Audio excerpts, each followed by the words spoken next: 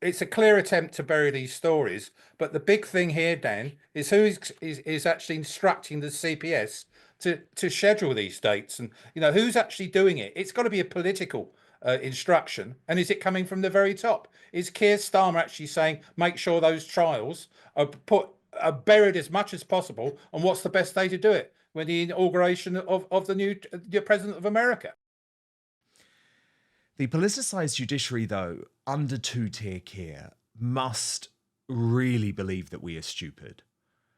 Because this afternoon, the OnlyFans model Victoria Thomas Bowen escaped a jail term despite assaulting Nigel Farage during the election campaign. Now, just think about that for 1 second, given that she is free, yet Lucy Connolly, Julie Sweeney, who happened to send a tweet or make a Facebook post after the Southport massacre, are languishing behind bars for over 2 years. Now, Farage said after the verdict, we now live in a country where you can assault a member of parliament and not go to prison, the latest example of two-tier justice. Then, let me get to the big cover-up. On January the 20th, 2025, the world will stop for the historic inauguration of Donald Trump, for which I think there's been no comparison in terms of celebrity, in terms of glamour, but also in terms of political importance since JFK in 1961. Yet that day, when the full force of the mainstream media, well, understandably in this case, be on Washington, D.C., that day will see the commencement of 3 trials that could and should define and actually destroy Starmer's premiership. The Axel Ruder-Cabana murder trial begins in what is, I believe, the most highly anticipated criminal case in modern British history. So too does the trial of Labour councillor Ricky Jones for encouraging violent disorder. Also, Anthony Essan for the attempted murder, do you remember that, of Lieutenant Colonel Mark Teaton. So these cretins really think we're stupid, don't they? But while the eyes of the world might be on Washington, D.C., and thank God on a daily basis that Trump is going to be given the opportunity to save the West from itself, let me tell you, my eyes will be laser focused on these trials, because when it comes to Ruder-Cabana, I fear a whitewash. But there are a lot of other people talking about this cover-up too. Alex Phillips posted on X, the Southport trial starts on the 20th of January. That's right, Inauguration Day. So news channels will be showing back-to-back coverage of America. As the court announces, there will be strict reporting restrictions so as not to prejudice the trial. The stitch-up will continue, mark my words.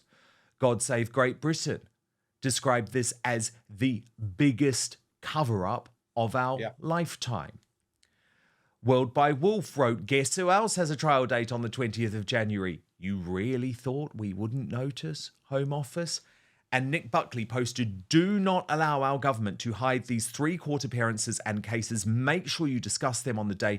We will not be manipulated like this.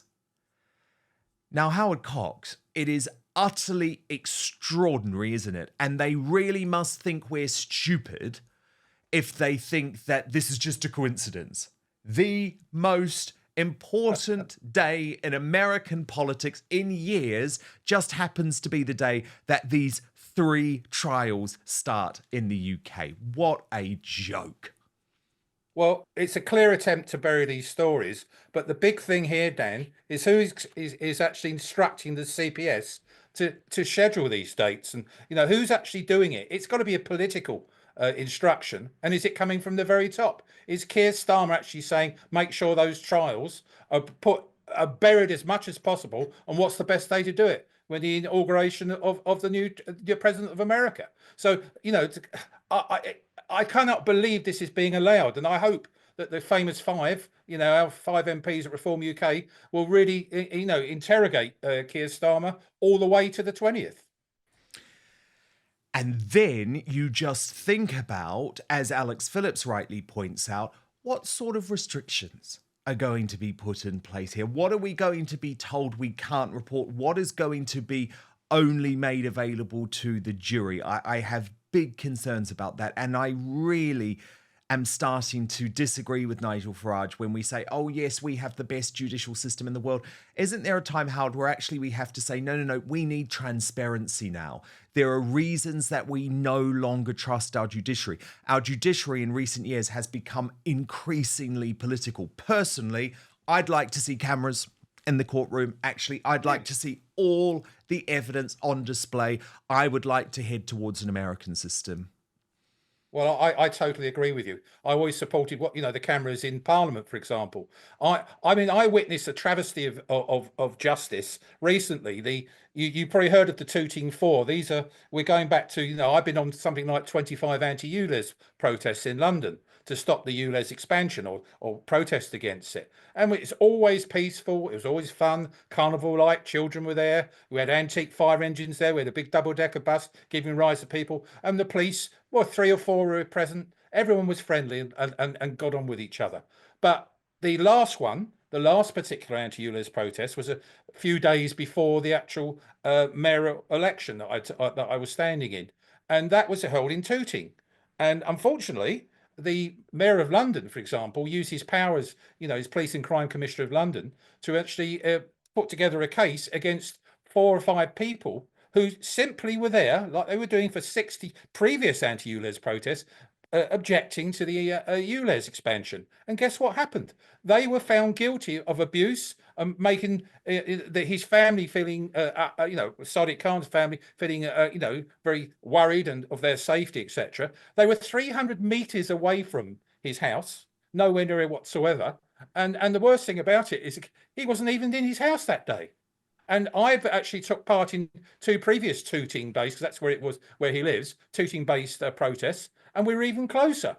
But the police were friendly and everything. But guess what? There are 100 police turned up in flat jackets and all the things, and it really put people's back up.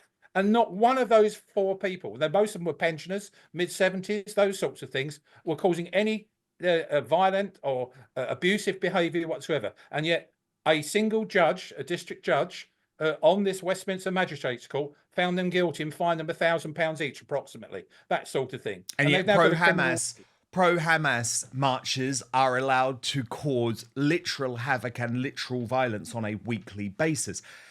And actually, I want to ask you about the OnlyFans model who escaped jail today. First, though, digestive issues are caused by a potential toxin that's in all of the, quote, healthy foods that scientists have been telling us to eat with a fraudulent food pyramid for the longest time. And this potential toxin causes digestive issues. According to Dr. Gundry, a world-renowned cardiologist, this is affecting millions of people nationwide. Warning signs include weight gain and fatigue and digestive discomfort and stiff joints, even skin problems.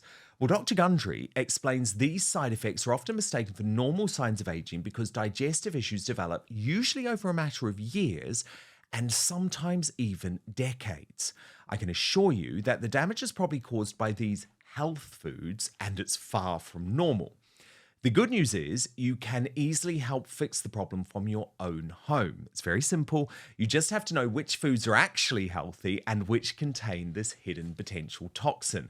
So you can go find this yourself at gutcleanseprotocol.com/outspoken. That's gutcleanseprotocol.com/outspoken. I've put the link in our show notes on YouTube and Rumble too. Because after years of research, Dr. Gundry has decided to release an informative video to the public, free and uninterrupted, showcasing exactly which foods you need to avoid. Go find that video at gutcleanseprotocol.com/outspoken and click on the link in the description box below. But now, back to the show. Now, the thing is, okay, yes, it was only a milkshake, Howard Cox, but it's not the point, is it? Because we know that Joe Brand has joked about throwing battery acid over Nigel Farage. We know that Nigel Farage is the most under threat politician in our country. This was during an election campaign. It was utterly terrifying, the lack of support that he had. And she escapes a jail sentence altogether Victoria Thomas Bowen will not spend a day behind bars, and I just keep thinking about Lucy Connolly in prison for 2.5 years for a tweet. That could have been acid. I cannot believe a judge can sit there and say, you're free to go, don't be a naughty girl again, etc. He's actually condoning her actions and saying, yes, you were right to throw something at a potential, a lot of people are saying the future prime minister of this country. I cannot believe that our judiciary system is descended. I've never been in court before for, anyone having to go at me, but to witness to what happens in court, I am staggered how incompetent it is, how disjointed it is, how evidence is actually ignored, and how people actually giving true evidence are not allowed to speak. These are the sorts of things we're seeing at the moment, Dan. And, I cannot believe it. I'm very worried for our system, this country. And I agree with you, what you said earlier. Nigel said he's proud of this, our judiciary system. I'm not. I think it's plummeting. It is, totally, because it's politicised. I mean, Alex Armstrong, I thought, made a really good point. He wrote on X, the courts were open 24/7 for rioters and social media inciters. Far left ex-Labour councillor Ricky Jones, who wanted throats slit in a large cheering crowd, can spend Christmas at home.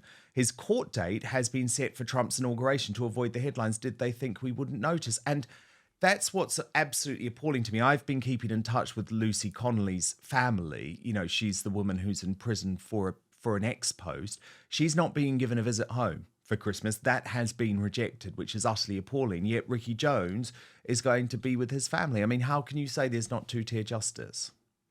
Well, you can't say it's not.